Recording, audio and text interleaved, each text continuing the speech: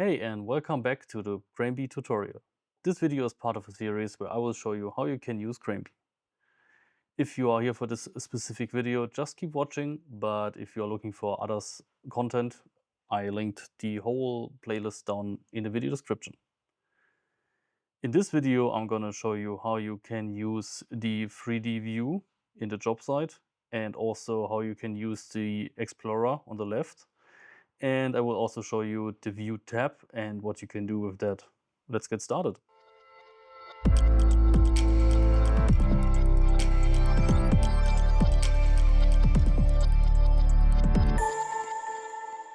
Right, so we are back in our job site and I already picked the View tab at the top. So you can just click on either. And I think I'm gonna go from the inside out in this case. So I will show you the 3D view first. In this job site, in this 3D view, you have several options how to look at it. I can scroll my wheel to zoom, and it will also zoom where the mouse is pointing. So it tries to be as specific as possible, the mouse. Again, down below, those coordinates are showing the current position of your mouse. So this might be helpful. With the right click, so I'm zooming out a bit,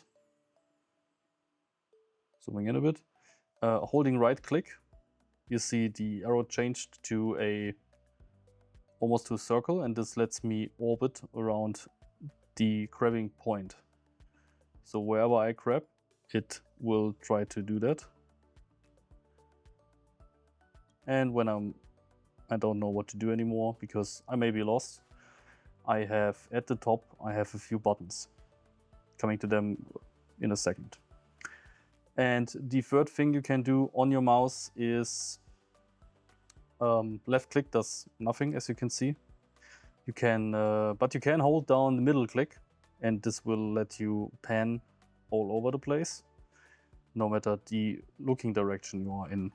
So with those three, zoom, orbit, and pan, you are able to look around the whole job site usually.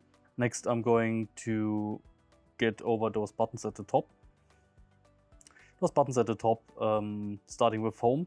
So wherever you are, you don't know where your cranes are, for example, and you are right around on your head. Whenever you click on home, it will show your whole job site. I just had to click twice because the first click recenters it and the second click applied zoom. So yeah, usually one click is enough for this. So this one brings you home, and this also is important to see if you have stuff not showing at the moment. This will only show the home of the current selected stuff. So I just have the house right now and I click on home, it will go to the house only. Then you have the magnifying glass. For example, if you click on the magnifying glass and you see a little cutout part which is bigger than usually, you can deactivate it again by clicking on it again. You have the zoom window where you can click and drag a window you want to see. So this window that I just pulled in is trying to show me the selection. So if I go there, it will almost show me this selection.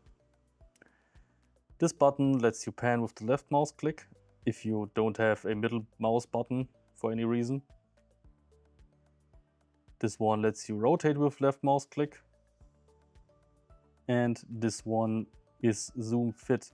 Moving on to the cube at the top right corner, you may notice from CAD software, where you can just click on the four corners of the compass to get there. You may also click on every surface there to go there. So we have top for the top view, we have a north for the back view, stuff like that. We can go to the corner to have an isometric view.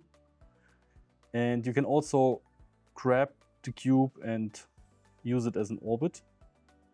And this orbits the whole job site, which is usually a little bit easier than the normal orbit. At the top, We are now looking at the view settings, and you can see I have origin active.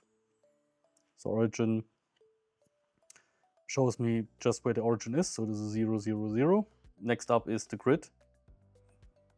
The grid will show you grid lines on z equals 0.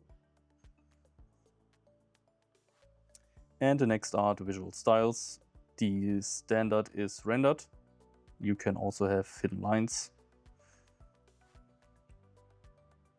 flat, shaded, or even wireframe. And lastly, we are going over the job site explorer.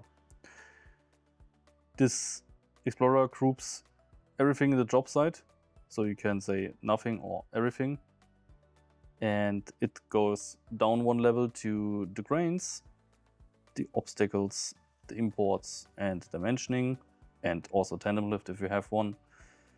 And this one also goes down to the individual objects, in this case the cranes. If you want to show a crane, so if you want to see the crane in the job site, you need to make sure that the check mark is there. If there's no check mark, there's no crane.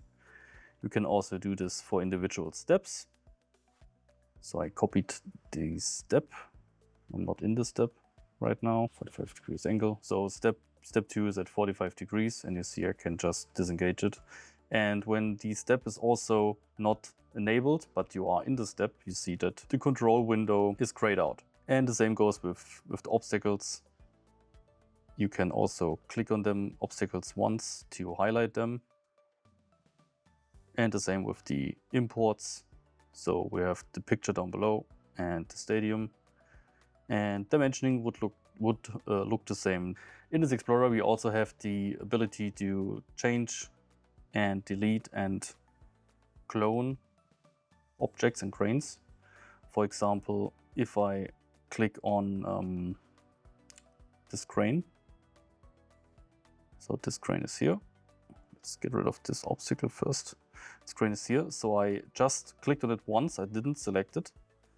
And I can click on copy up here, and this will copy the whole crane.